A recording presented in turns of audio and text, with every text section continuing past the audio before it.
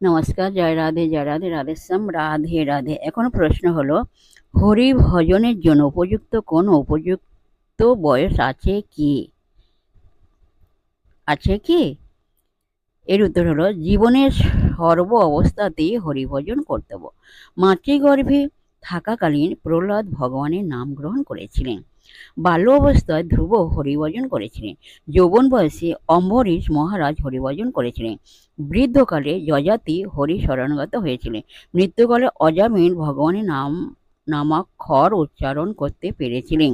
শ্রীমদ্ ভাগবতে বলা হয়েছে, পৃথিবীর মধ্যে যদি কেউ বুদ্ধিমান ব্যক্তি থাকেন, তবে জীবনের মূল উদ্দেশ্য অবহিত হয়ে তিনি ছোটবেলা থেকে ভাগবত ধর্ম অনুশীলন করে চলবেন। কৌমার আচরেত প্রাজ্ঞ ধর্মান ভাগবতান ইহ। প্রথম বয়স থেকে হরিভজন করে চলতে হবে। জয় রাধে, রাধেশ্যাম, রাধে রাধে, জয় বৃন্দাবন।